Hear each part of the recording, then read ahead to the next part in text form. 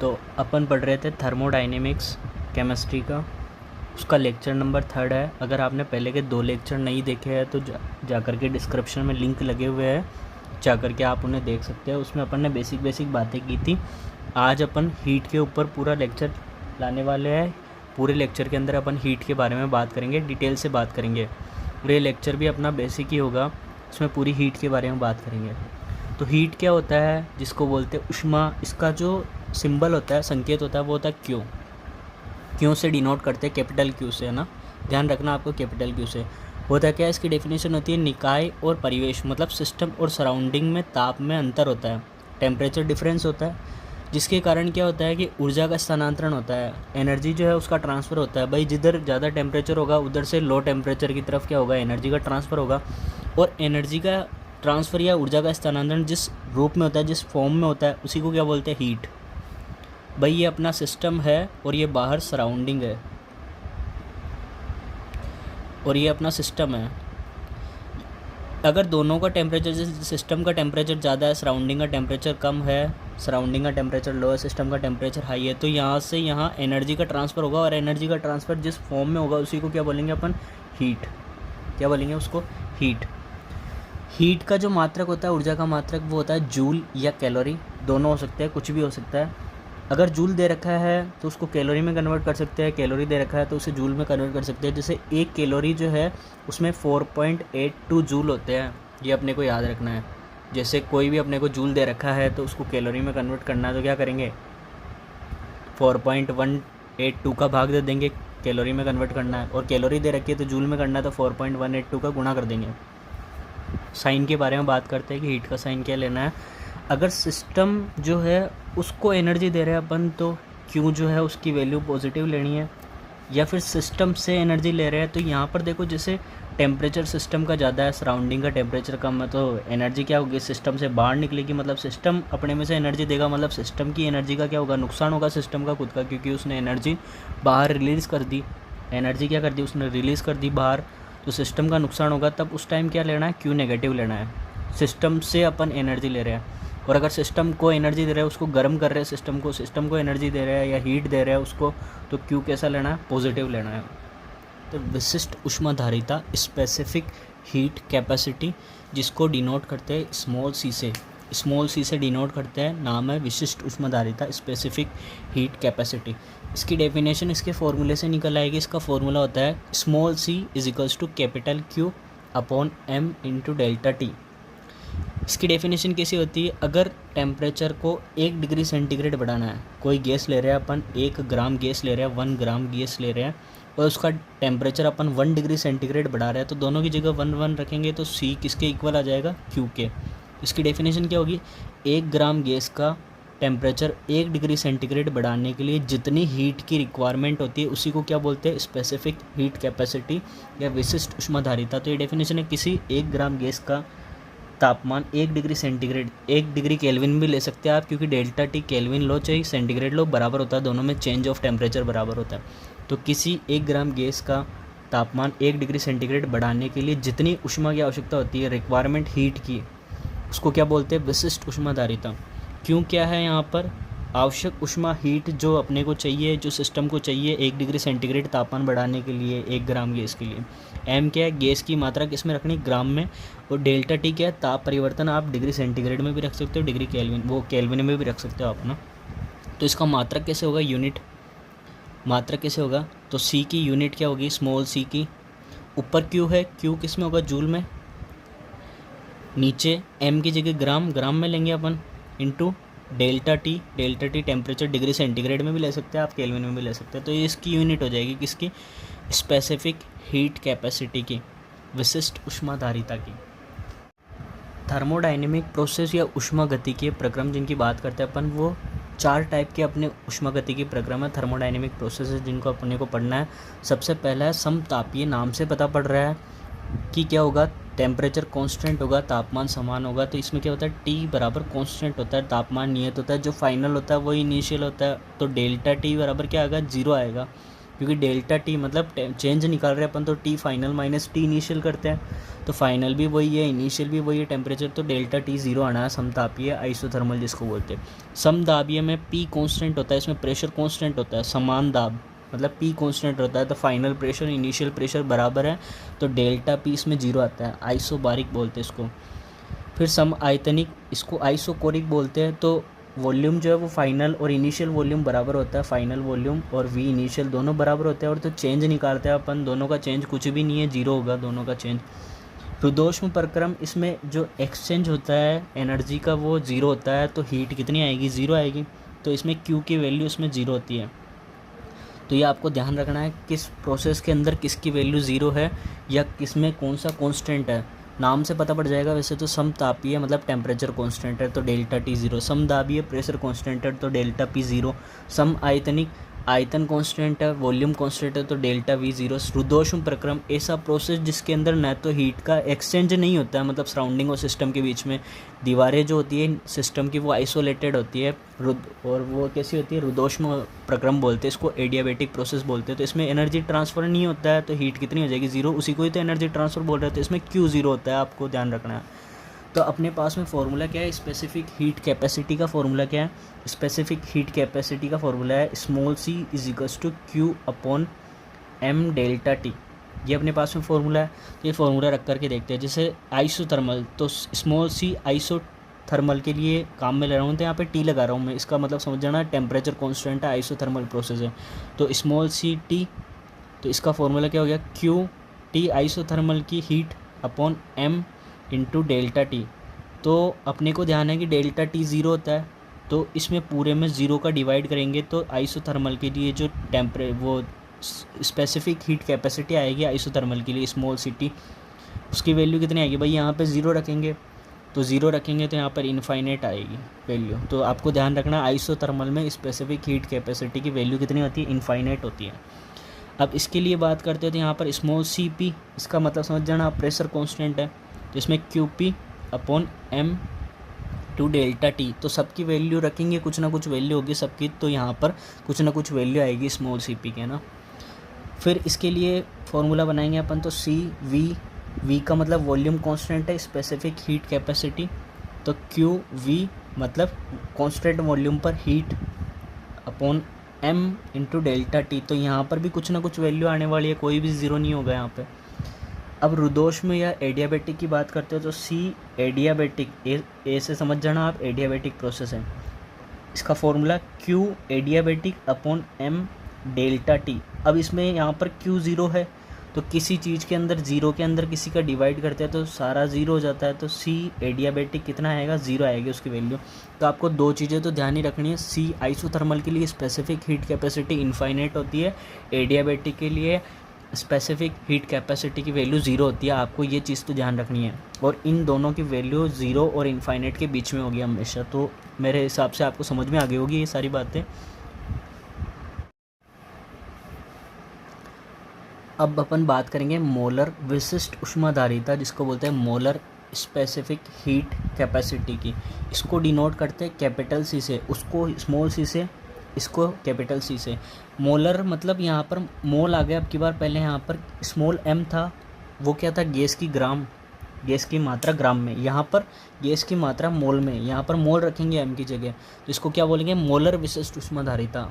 ठीक है।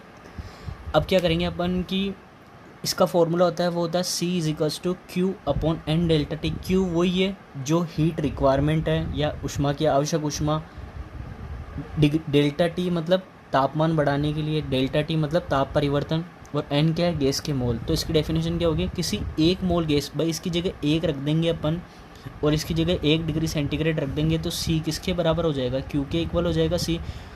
तो मतलब इसकी डेफिनेशन कैसे बनेगी, किसी एक मोल गैस के लिए एक रख देंगे यहाँ पे, का तापमान 1 डिग्री सेंटीग्रेड बढ़ा रहे हैं, तो उसके लिए जितनी हीट की रिक्वायरमेंट होगी, जितनी ऊष्मा की आवश्यकता होगी, उसी को क्या बोलेंगे अपन, मोलर विशिष्ट ऊष्माधारिता।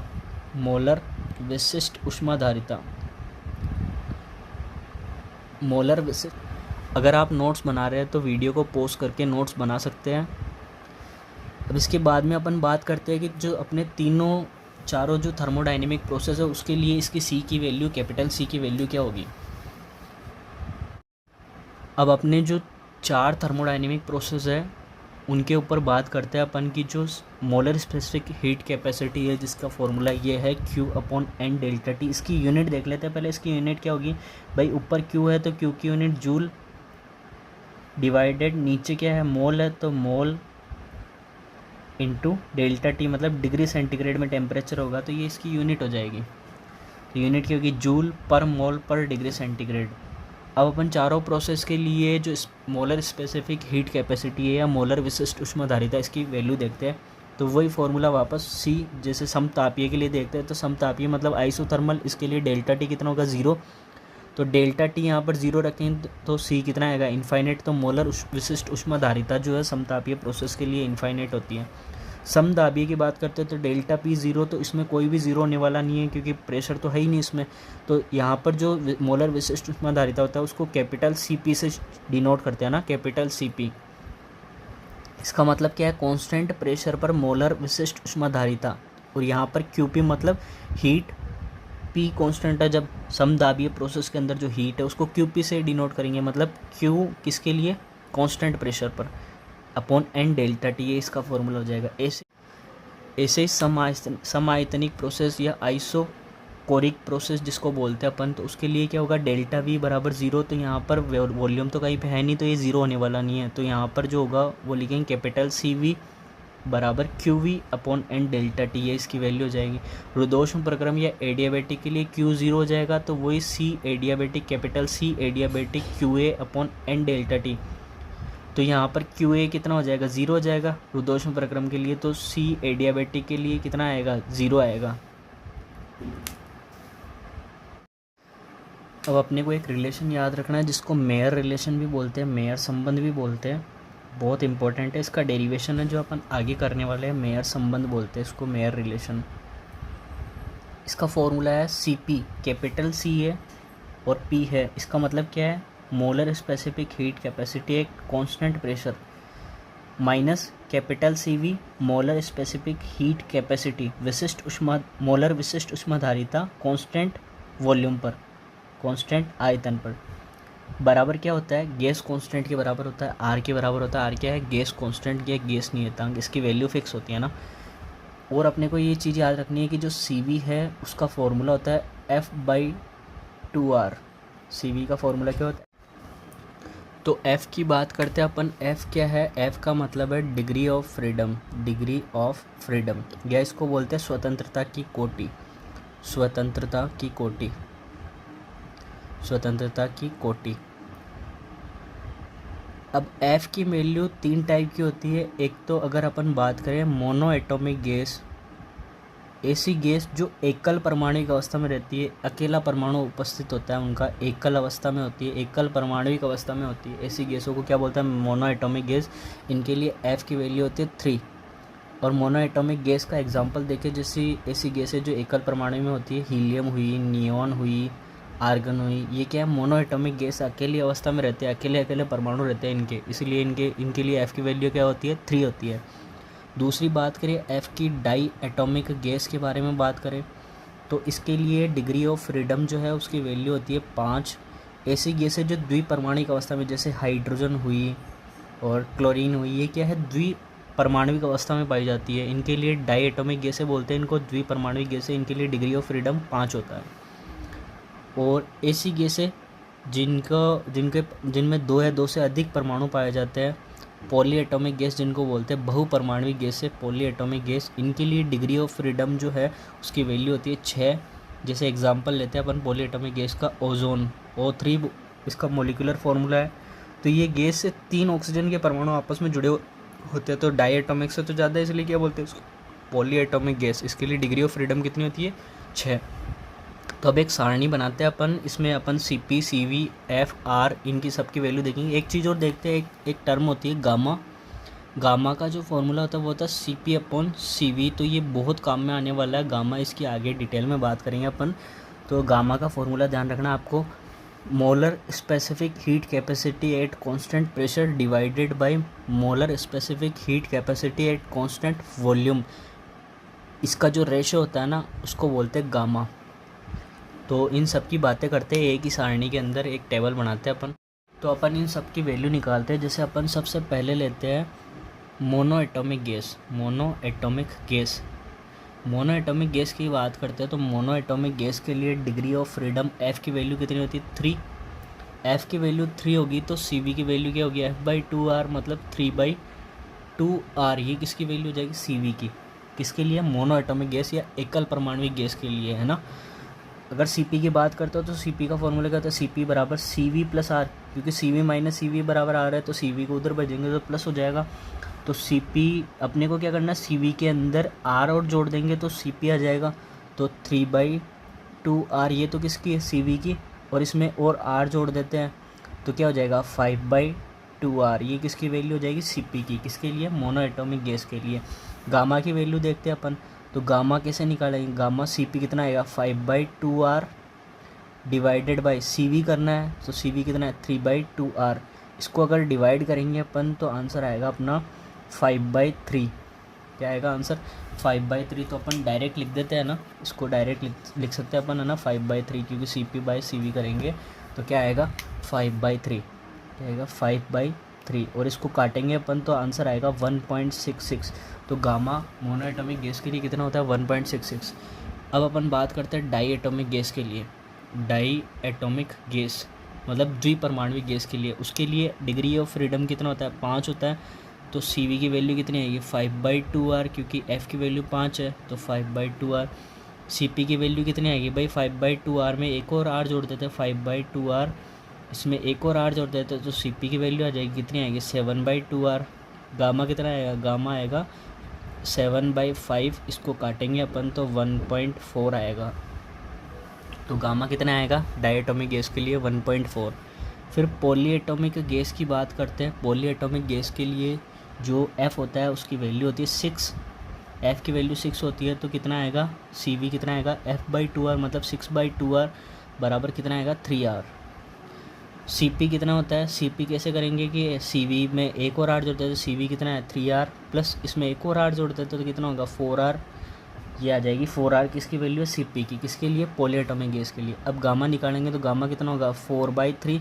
इसको काटेंगे अपन तो 1.33 आंसर आएगा, ये गामा आएगी। तो गामा की वैल्यू डायरेक्ट याद रखनी है आपको। मोनो एटॉमिक गैस के लिए 1.66, डाई एटॉमिक गैस के लिए 1.4 और गामा की वैल्यू पॉली एटॉमिक गैस के लिए 1.33। तो आज के लिए बस इतना ही। अगर आपको लेक्चर अच्छा लगा है तो लाइक और वीडियो को शेयर करें। और इस यूट्यूब चैनल पर आपको आरपीएससी सेकंड ग्रेड हुई, नीट हुई, 11th हुई, 12th हुई, इसकी बिल्कुल फ्री तैयारी करवाई जाएगी और स्टेप बाय स्टेप तैयारी करवाई जाएगी। जैसे केमिस्ट्री, बायो, फिजिक्स, इन सब सब्जेक्ट की आपको तैयारी करवाई जाएगी बिल्कुल फ्री। और जैसे भी अपने पास में न्यूमेरिकल आएंगे, जैसे जैसे अपने अभी बेसिक चीज़ चल रही है, बेसिक डेवलप कर रहे हैं कंसेप्ट, है ना, इसके बाद में न्यूमेरिकल्स भी सोल्व करेंगे साथ के साथ।